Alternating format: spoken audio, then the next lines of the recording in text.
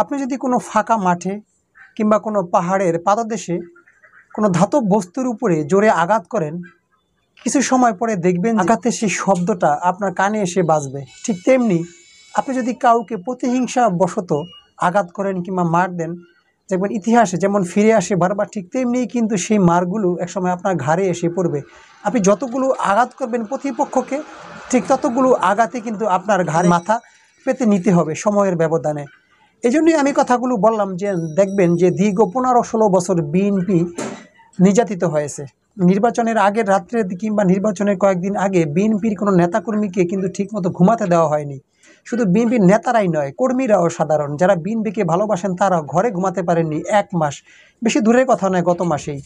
আজ দেখুন বিএনপি ঠিকই রাস্তায় আছেন, ঘরে বসে ঘুমাচ্ছেন, কিন্তু যারা বিরোধী কিংবা সরকারি দলে ছিলেন, বিশেষ করে বর্তমানে বিরোধী বলবো না, যারা সরকারি দলে ছিলেন তারা কিন্তু এখন চলে গেছেন বিরোধী পক্ষে।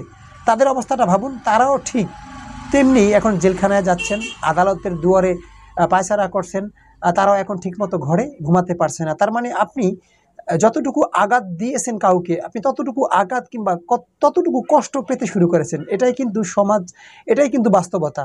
তার মানে ইতিহাস কখনো বিদায় নেয় না, সে ঘুরে ফিরে কিন্তু আমাদের মাঝে ফিরে আসে। ঠিক তেমনি ইতিহাস আবার ফিরে এসেছে সরকারি দলের ঘাড়ে। ঠিক তেমনি বিএনপিও যদি কাউকে আবার এভাবে আঘাত করতে থাকে, সময়ের ব্যবধানে তাদের ঘাড়েও কিন্তু এই বিপদগুলো এসে পড়বে। তার মানে কোনো কিছু দেখে, কারো কষ্ট দেখে কিংবা কারো দেখে এগুলো নিয়ে আমাদের হাসি উল্লাস তামাশা করার সময় নয়। কারণ বিপদ যে কখন ঘাড়ে এসে পড়বে সেটা আমরা নিজেরাও জানি না। এই জন্য আমাদের প্রতিটা পদক্ষেপ মানুষের জন্য হবে, জনগণের জন্য হবে, দেশের জন্য হবে। তাহলেই দেখবেন ভালো থাকবে দেশের মানুষগুলো। কারোর বিপদ দেখে, কারো কষ্ট দেখে হাসি পাওয়ার কিছুই নেই, তামাশা করা কিছু নেই। সময়ের ব্যবধানে সেই হাসি তামাশা কিন্তু আপনার উপরে আসতে পারে। এই জন্য সবসময় মহান আল্লাহ তাআলাকে বিশ্বাস করবেন, আল্লাহ তাআলার নীতিতে, তার আদর্শে চলবেন, কোনো মানুষকে আঘাত করবেন না। আঘাত করা ঠিক হবে না। আল্লাহ বলেছেন কাউকে আঘাত করো না, আঘাত করলে একসময় না একসময় আপনার বিচার হবে।